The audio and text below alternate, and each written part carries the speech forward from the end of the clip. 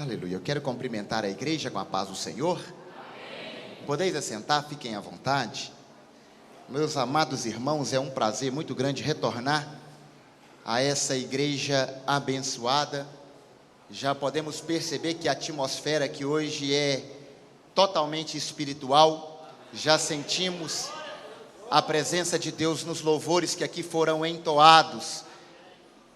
Eu quero cumprimentar o pastor Edmundo, juntamente com a pastora Valéria, que bondosamente lembrou-se do nosso nome. Pastor Edmundo tornou-se um grande amigo, embora a nossa amizade é bem tenra, mas é uma amizade profunda e é uma bênção estar contigo. Sempre eu aprendo. Aos demais obreiros dessa igreja, é um prazer muito grande estar convosco. Também quero mencionar a caravana que veio comigo, amigos, companheiros de ministério, presbítero Marcos, juntamente com a sua esposa Clênia, presbítero Lucas, o adorador Kennedy, o Lucas, juntamente com a sua esposa, a filha do vereador Divino, que eu não me lembro o nome, Tainara, e a minha esposa, que está com a Laura. É um prazer sempre estar com eles. Amados, Evangelho de Lucas, segundo a narrativa de Lucas, no capítulo de número 14, vamos ler o verso 28 a seguir. Haja vista que estamos projetando, ou um projeto de vida. Evangelho segundo a narrativa de Lucas, Evangelho do Senhor Jesus Cristo, a partir do verso de número 28. Os irmãos acharam o texto? Amém? Se algum de vós está querendo edificar uma torre, não se assenta primeiro a fazer as contas dos gastos, para ver se tem com que acabar, para que não aconteça que depois de haver posto os alicerces, e não podendo acabar, todos os que a virem comecem a escarnecer dele, dizendo: este homem começou a edificar e não pôde acabar. Amém? Meus irmãos, nós estamos diante de um novo ano. Estamos a algumas horas de um ano que pode ser, com certeza, se aqui estamos na igreja, um ano de bênção, um ano de vitória, um ano de realizações. Porque eu não consigo imaginar alguém que inicia um ano de uma forma pensativa, ou de uma forma, podemos dizer, desanimada. É muito poucas pessoas que vão começar o ano assim: esse ano vai ser difícil, esse ano vai ser complicado. Não, a gente já começa o ano projetando, não é verdade? Fazendo lindos projetos. Aquilo que eu não conquistei durante o ano de 2015, 2016, eu vou conquistar. Os projetos que não saíram da pauta, colocarei eles na pauta e irei executá-los no decorrer do ano. A gente começa o ano com expectativas boas, não são expectativas ruins. Uma coisa interessante é que hoje está começando uma caminhada que pode ter êxito, uma caminhada que pode ser vitoriosa. Ou então, está diante de nós uma folha de papel em branco, e a gente pode escrever a nossa história. Uma coisa interessante é o texto que nós acabamos de ler. Jesus, ele começa a endurecer o seu sermão. Quanto mais se aproxima da crucificação, mais apertado ficava o sermão de Jesus. Jesus, ele estava com uma multidão de pessoas, e a multidão não o surpreendia de forma alguma, porque Jesus nunca ficou surpreendido com multidão, porque Jesus, ele prescruta a essência de cada pessoa. Ele sabe quem somos, ele sabe quem estava ali só para ver, ele sabe quem estava ali só com interesse de alguma coisa, e ele estava sabendo quem estava ali por amor a ele, por querer estar com ele. Então Jesus, ele faz uma proposição Porque Jesus, para o reino, Ele quer que a maioria das pessoas se salvem. Mas para ser discípulo de Jesus, tinha que ser pessoas selecionadas. Para passar no crivo do discipulado de Cristo, precisava ser pessoas selecionadas. Então Jesus começa a endurecer o sermão. E quando ele lança essas 3 parábolas, sendo a primeira que eu acabei de ler, ele fala: olha, vocês observem muito bem, vocês planejem muito bem, se de fato vocês vão querer ser meus discípulos. Se vocês vão querer ser os meus talmidins, que estarão comigo, que viverão a minha vida, porque seguidor de Jesus tem a multidão, mas discípulo de Jesus não pode ser multidão. Discípulo de Jesus não pode ser qualquer um, não pode se enquadrar como multidão. Discípulo é aquele que está com Ele, que entende a sua intimidade, que vive com Ele, que é discipulado por Ele, que aprende com Ele. Discípulo é aquele que observa e aprende com o mestre. Mas quando eu olho para esse texto, esses 3 versículos que eu li, eu posso colocar que eu poderia aprender algumas lições com Jesus para fazer um projeto de vida. Ou poderia ser lições de Jesus para projetar 2016. E eu achei interessante que ele pega essa parábola de alguém que quer edificar uma torre, de alguém que quer edificar alguma coisa. Este é o primeiro dia de um ano que será edificado por nós, com algumas atitudes nossas. Este ano vai ser um ano de bênção. Agora, se eu procrastinar essas atitudes, este ano pode ser um ano de derrota, um ano de fracasso, um ano como tantos outros anos. Você sabe, irmãos, por que a vida de muita gente não muda? Não muda porque a gente começa o ano da forma que terminamos um outro ano. Não geramos expectativa em mudança. Para que eu tenha um projeto de vida abençoado, eu tenho que começá-lo planejando.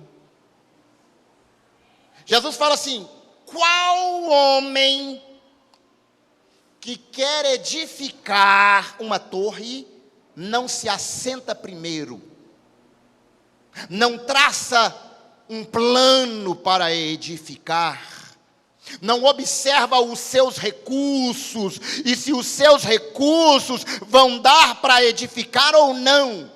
Você sabe por que muito projeto é falido? Porque não tem planejamento.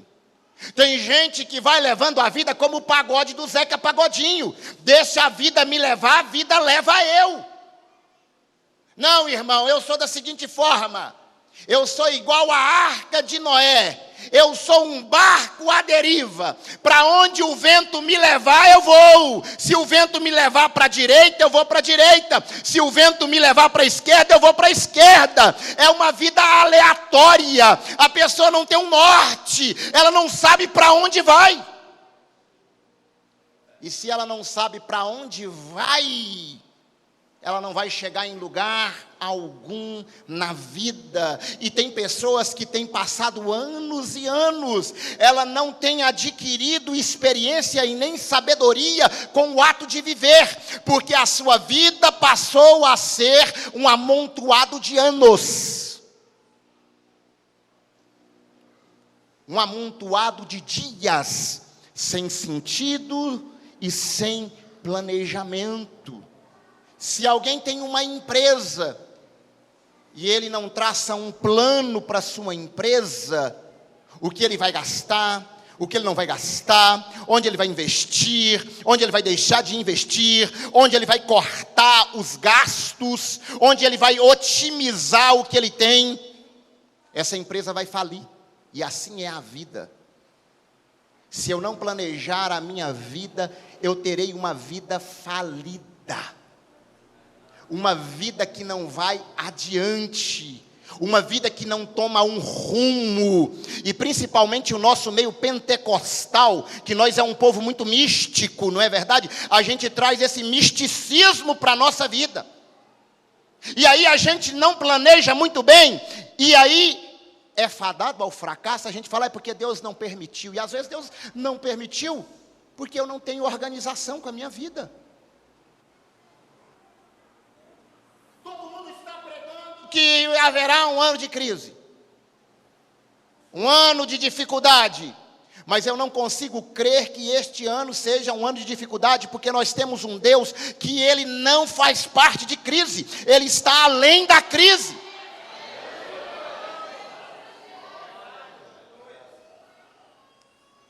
Então, olhando para esse texto, eu consigo ver que eu tenho que buscar o conhecimento necessário daquilo que eu quero. Provérbios capítulo 13, verso 16, fala assim: em tudo o homem prudente procede com conhecimento, mas o tolo espraia a sua insensatez. Às vezes a gente se envereda para algumas coisas na vida que a gente não conhece, que a gente não domina. Tem certos assuntos da Bíblia que eu não domino, então eu não prego sobre eles. Porque se eu vier aqui pregá-los, eu não irei dominá-los. Você sabe por que o planejamento nosso não dá certo?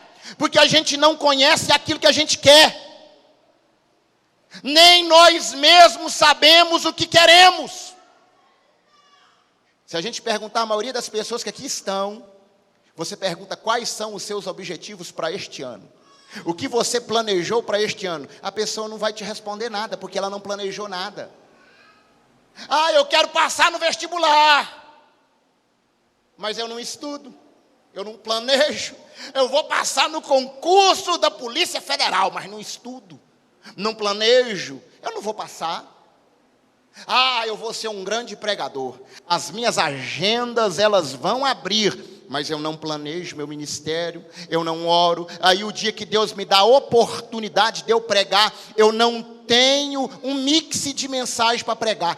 Todo dia eu prego a mesma mensagem dos 5 pãezinhos, a mesma mensagem da rede, aí eu prego a mensagem da rede aqui, prego a mensagem da rede ali. Eu não crio um planejamento para o meu ministério.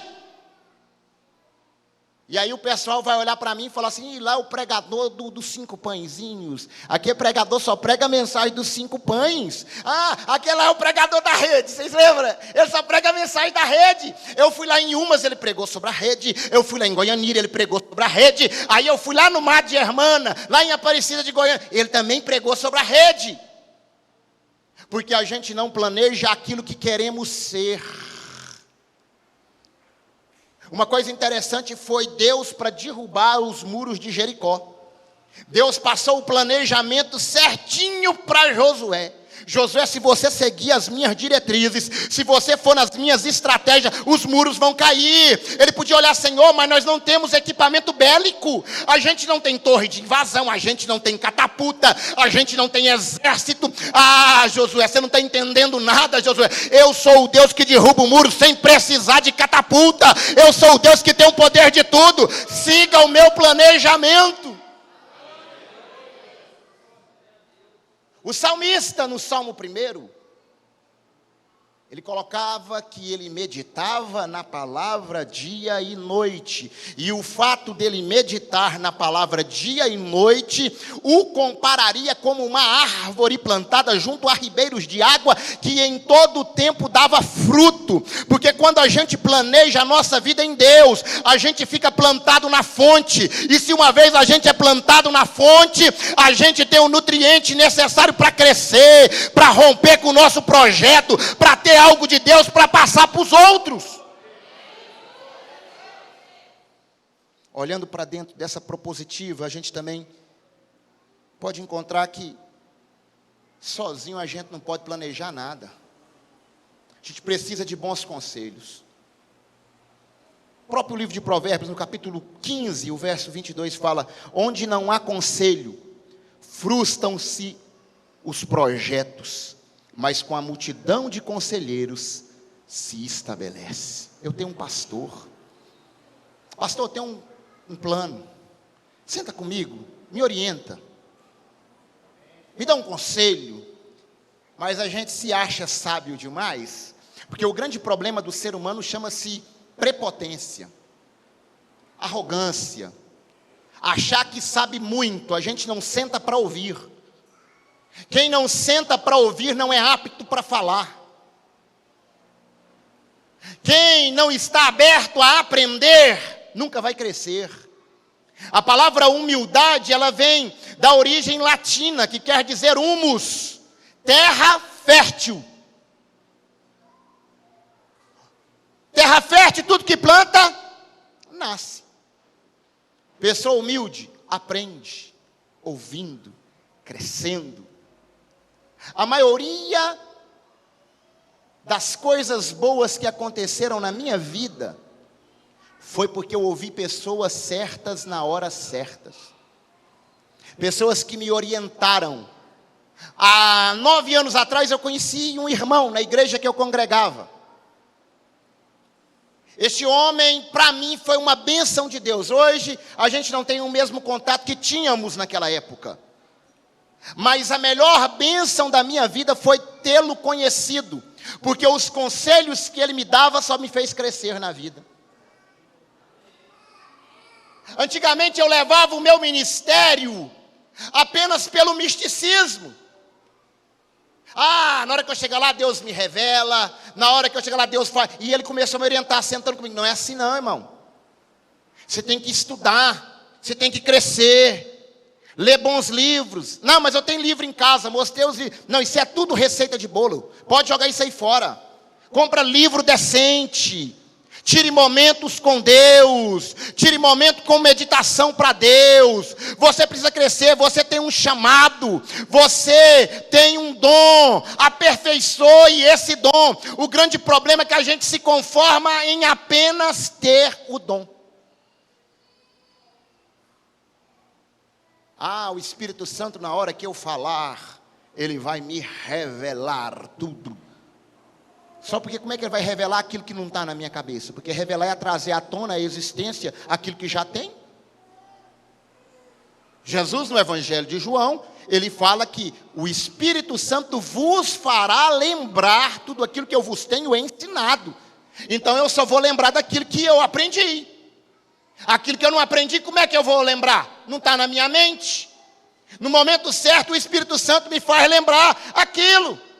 Por isso que é bom a gente sentar para ouvir conselhos de boas pessoas e falar: nossa, aquele irmão lá é sábio, ele cresceu na vida, ele é um empreendedor abençoado. Vou pegar conselhos com ele, que eu tenho certeza que os conselhos que eles vão me dar vai melhorar a minha empresa, vai melhorar a minha vida. Só porque a gente é muito arrogante e não pega conselho com ninguém.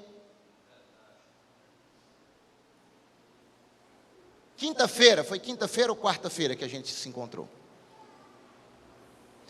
20 minutinhos que eu fiquei sentado com o pastor Edmundo, de conselhos que ele me deu, eu consegui formatar uma mensagem quando cheguei em casa. Não perdi a oportunidade, falei: vou sentar e vou aprender. Esses conselhos vai me dar uma mensagem. Porque a gente tem que aprender, irmãos. Quando Jesus lançou essa propositiva para dar uma peneirada no povo, multidão não quer aprender nada não, irmão. Multidão quer oba-oba, multidão quer ver aquilo que os olhos patenteiam. Agora Jesus, ele quer aquela mudança que vem de dentro para fora. Jesus quer algo que vem de dentro para fora. Você sabe por que a gente, às vezes, não credibiliza o milagre da salvação? A gente credibiliza o milagre de alguém andar porque a gente não consegue mensurar a obra que Deus fez no coração da pessoa. Lá na casa do paralítico de Cafarnaum, levado pelos 4 amigos, quando ele estava lá dentro, que eles baixaram ele pelo teto, o texto fala que Jesus, vendo a fé dos amigos, não do paralítico, Jesus disse ao paralítico: perdoados estão os seus pecados. Porque Deus não está interessado em te fazer andar para você ir para o inferno. Deus, eu falei aqui da outra vez que eu preguei, porque de cura para cura, o espírita também tem cura. De cura para cura, quem vai em Trindade também recebe alguma cura. Porque o interesse de Jesus é reconciliar a tua alma com Deus Criador. É um milagre que vem de dentro para fora. É aquilo que você aprende, é aquilo que sai para fora, porque foi transformado aqui dentro. Aí quando Jesus percebeu que a alma paraplégica, porque o que estava paraplégico no paralítico era a sua alma, a paraplexia que ele tinha era na alma. Jesus o cura, e quando Jesus nos cura por dentro, ele nos cura por fora. Então a gente tem que sentar para ouvir. Provérbios também tem um outro: não seja precipitado em tomar decisões durante seus projetos. Provérbios 21:5 diz: os planos do diligente conduzem à abundância, mas todo precipitado apressa-se para a penúria. Não tenha pressa de executar nada na vida, irmãos. Tudo tem um tempo certo. Quando eu entendo o tempo de Deus, eu vou perceber que naquilo que eu não estou conseguindo concluir, que eu estou lutando, eu não parei. No tempo certo Deus me dará força para concluir. No momento certo Deus vai me ajudar. No momento certo Deus vai dar uma ideia na minha mente, e eu vou colocar isso em prática. Não tenha pressa de fazer nada na vida. Só apresse-se para manter-se santificado, porque é a posição que Deus quer para você. Ele quer que você seja santo, e que neste ano a gente vai ser santo, separado do pecado, separado do mundo, mas cheio da presença de Deus.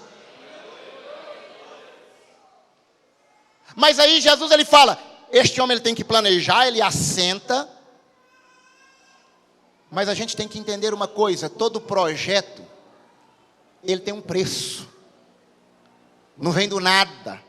O texto continua: não calcula primeiro para ver o custo.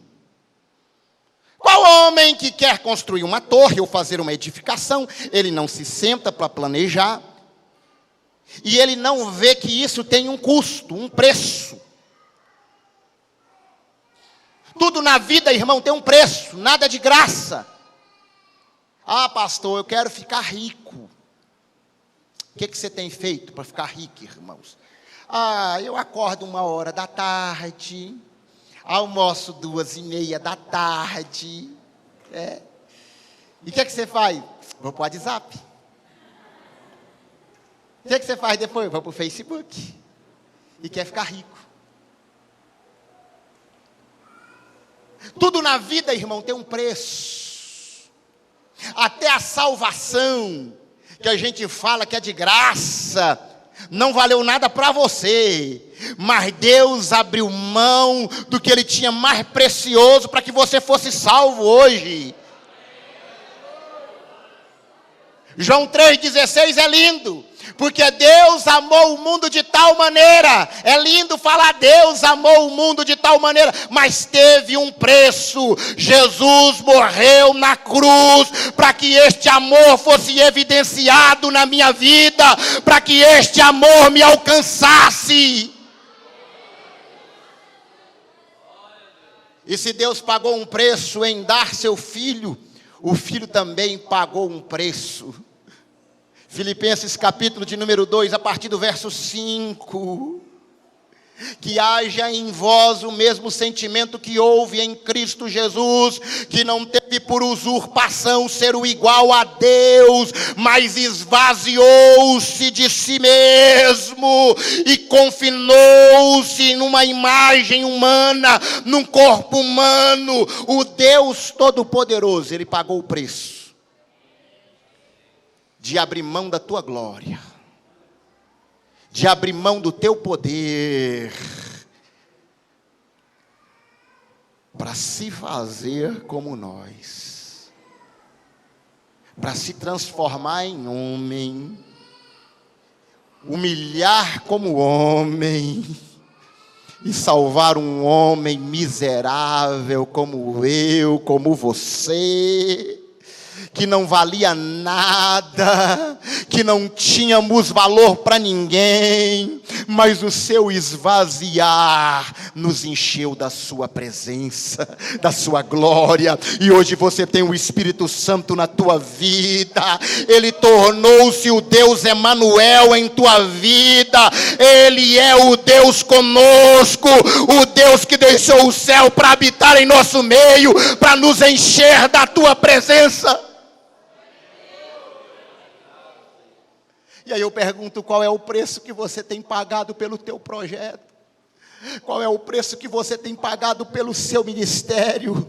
Qual é o preço que você tem pagado pela tua família? Qual é o preço que você tem pagado pelo teu emprego? Qual é o preço que você tem pagado pelas coisas mais preciosas que Deus tem te dado? Nada é de graça, eu tenho que lutar para manter aquilo que Deus me deu, meu irmão. Porque na vida a gente luta para conquistar, e quando a gente conquista, a gente banaliza aquilo que conquistamos, irmãos. Ah, se eu conquistei, subentende que eu vou ter que lutar todos os dias para manter, para continuar. Isso tem um preço, meu irmão, isso não é de graça. Nesta noite Deus está te chamando ao esclarecimento. Saiba que tem um preço para que você tenha um ano abençoado, então pague este preço, não desista, Deus vai mudar a tua história sim.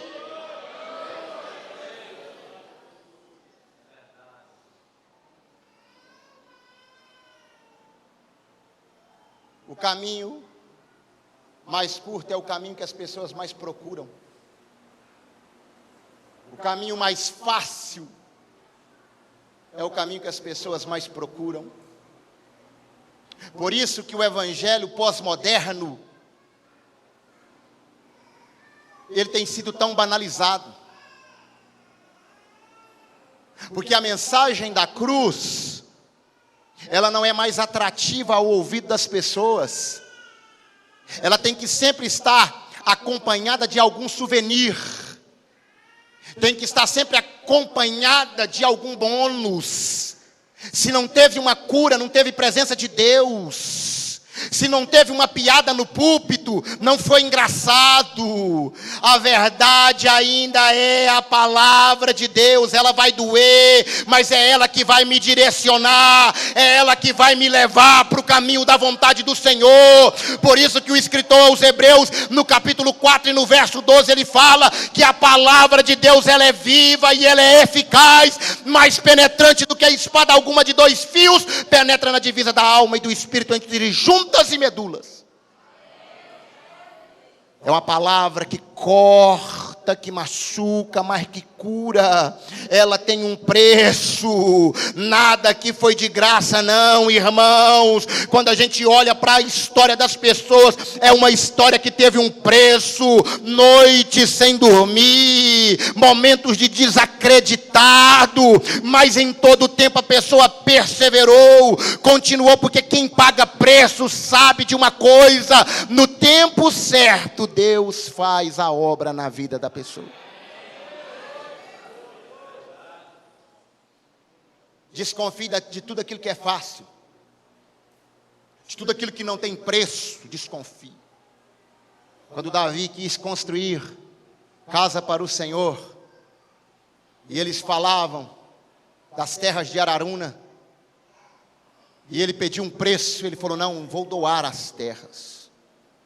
Davi falou assim: não quero oferecer nada para Deus que não me custe alguma coisa. Coloque preço. Tem muita gente que quer levar o evangelho sem preço, sem cruz.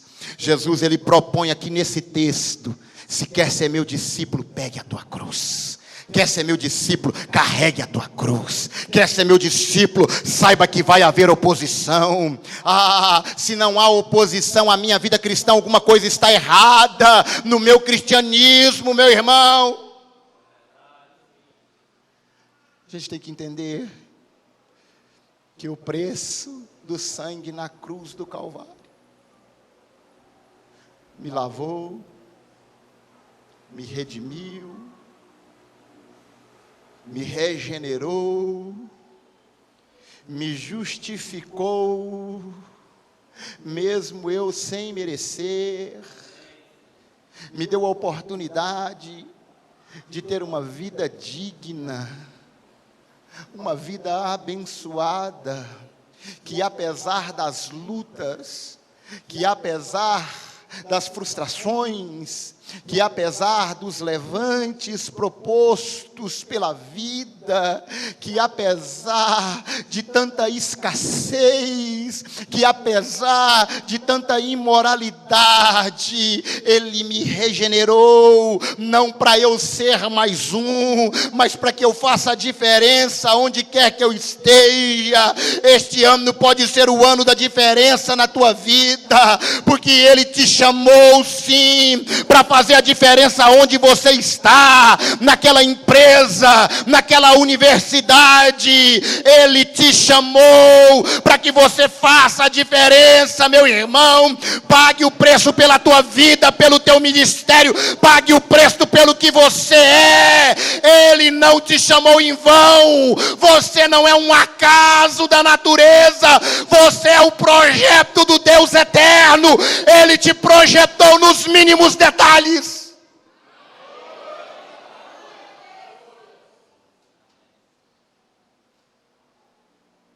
Você é especial para Deus. Você é a habitação de Deus. Você é um embaixador da presença de Deus onde quer que você vá. Não se sinta comum. Não se sinta um qualquer. Você é valioso. A sua vida é valiosa. A tua família é valiosa. O teu casamento é valioso. O que você é valioso. Não torne comum aquilo que foi caro para Deus. Não torne comum aquilo que foi dolorido para Deus. Aquilo que custou muito é a sua vida, é a nossa vida, é o direito de estarmos aqui hoje congregados na presença de Deus. Todo projeto, ele precisa de uma reflexão. O problema é que a gente toma tanta decisão na vida sem refletirmos nos impactos das nossas decisões. Ele falou que tem planejamento, ele tem um preço, e a gente tem que refletir: eu sou capaz de concluir? E ainda ele coloca: olha, para que você não seja escarnecido pelas pessoas, porque muitos poderão dizer: aquele homem lançou os alicerces, mas ele não pôde concluir, ele não foi capaz de concluir.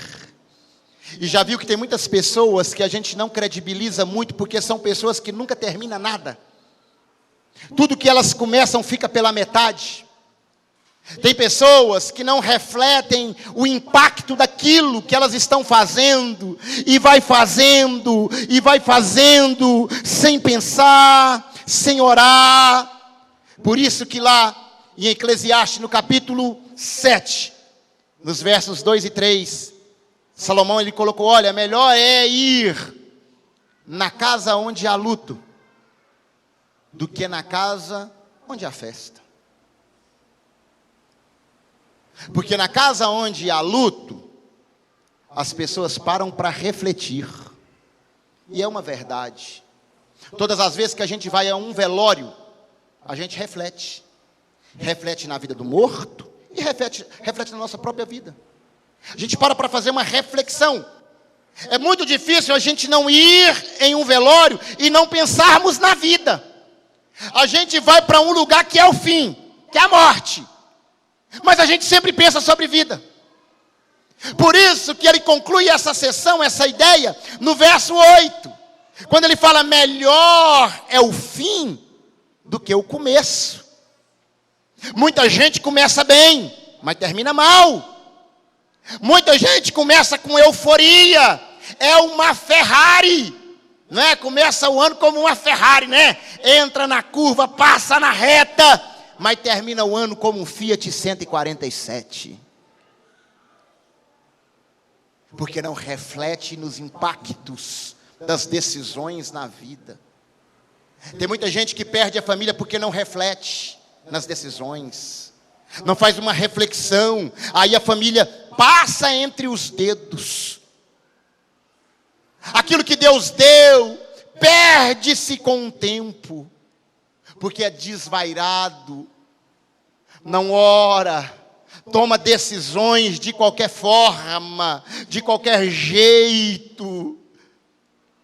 Por isso que Salomão colocou, olha, quando você vai em um velório, você passa a olhar a sua vida, a analisar a tua vida. E muitas vezes, nas nossas introspecções, a gente para e pensa, eu estou tomando o caminho certo? Eu estou tomando as decisões certas? O que eu tenho feito na vida? O que eu tenho feito para crescer como servo de Deus? Para crescer como um pai de família? Para crescer como um empresário? Para crescer como um profissional? Nós estamos diante de um ano, irmãos. De um ano que a gente não vai ter só vitórias. De um ano que às vezes a gente vai ter que recuar um pouco. De um ano que às vezes a gente vai ter perdas irreparáveis na nossa família. Um ano que vai nos propor dias alegres. E um ano que vai me propor dias tristes. Um ano que vai me dar dias de sol lindos. E um ano que vai me dar dias de tempestades escuros. Um ano que eu vou festejar. Um ano que eu vou visitar entes por causa de perda. Um ano que muitos vão ficar enfermos. E qual é a reflexão que eu tenho da vida? O que eu tenho analisado para a minha vida? O que eu tenho buscado para resolver os inevitáveis que ela vai me propor? Por isso que o dia da morte, na visão de Salomão, é melhor do que o dia da vida, porque quando alguém nasce hoje, ele nasce na incerteza, e quem morre hoje, ele morre com uma certeza. A morte do justo decreta que este homem tem um destino feliz. O nascimento de um injusto define que ele vai ter uma vida incerta. Muitos nascem hoje para a delinquência, para a maldade. E muitos hoje morrem para a presença de Deus. Qual é a reflexão que eu tenho da vida? Eu vou concluir o meu projeto? Eu vou conseguir? E o último, todo projeto, ele tem que ser concluído. Execução. Não existe um projeto bem sucedido só no planejamento. Tem gente que planeja muito bem, não é? Põe no papel, faz aquele negócio, planilhas, gráficos. Você olha assim, você fica até admirado. Eu trabalhei numa multinacional durante 10 anos, e quando chegava no final do ano, que a gente ia fazer o BP da empresa, aí a gente tinha as reuniões com a diretoria da empresa, e aí eles traçavam os objetivos para o próximo ano, e tinha gráficos lindos, tinha até aqueles gráficos de Ishikawa, aquela coisa mais linda do mundo. Mas quando começava a executar o projeto, ele te levava para outros caminhos, e às vezes a gente não concluía o projeto. Tem gente que planeja muito bem, mas eu quero te falar uma coisa: se hoje você faz o seu planejamento na presença de Deus, você se aconselha com Deus, você coloca tudo na mão de Deus, paga o preço, eu tenho a certeza de uma coisa: o Senhor te dará forças, você vai concluir o teu projeto, e quando chegar no final deste ano, você vai ter terminado o ano com a vitória nas mãos. Vai falar para o pastor Edmundo: pastor Edmundo, eu fui abençoado, Deus me deu forças para vencer, aleluia. Porque o segredo de tudo é colocar Jesus no projeto. Salmo 127. Se o Senhor não edificar a casa, em vão trabalha os que a edificam. Se o Senhor não vigiar ou guardar a cidade, em vão vigiará a sentinela. Se o Senhor não for comigo em 2016, em vão será planejar, em vão será projetar. Mas uma coisa eu vou falar: Senhor, que a tua presença não se aparte da minha vida, entra no meu projeto de vida, encha-me com a tua glória, com a tua unção, que a gente vai adiante. Quando Paulo escreve aos Filipenses, ele fala de uma coisa: não que eu seja perfeito, no capítulo 3, a partir do verso 13, ou que eu já tenha alcançado, mas uma coisa eu faço, esquecendo-me das coisas que atrás ficaram, prossigo para as que estão diante de mim. Prossigo para o alvo, prossigo para o prêmio da vocação em Cristo Jesus. Pode prosseguir, pode caminhar, Ele vai contigo na caminhada, vai te guardar, vai te proteger, vai te dar forças. Quando você não tiver força para caminhar, Ele vai te carregar. Aleluia, louvado seja o nome do Senhor. A gente vai romper. Vou avançar, eu vou vencer, ninguém vai me deter. Meu alvo é Cristo, meu alvo é Cristo. Vamos lá? Vou avançar, eu vou vencer, ninguém vai me deter. Meu alvo é Cristo, meu alvo é Cristo. Está projetando, irmão, está muito fraco. O projeto começou. Vamos de novo? Vou avançar.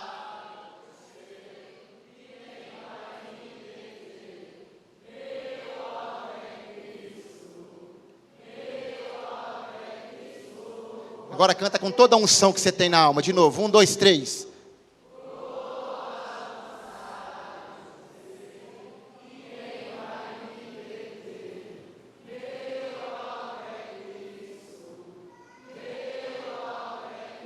Comece a profetizar na tua vida um ano de vitória. Comece a profetizar na tua vida o ano que Deus vai mudar a tua história. Você não vai ser mais um fracassado, um inconsistente, não. As pessoas vão olhar para você e falar: mas você não era aquele que deixava as coisas pelo caminho. Não, não vou deixar não. Jesus me chamou para ser vitorioso.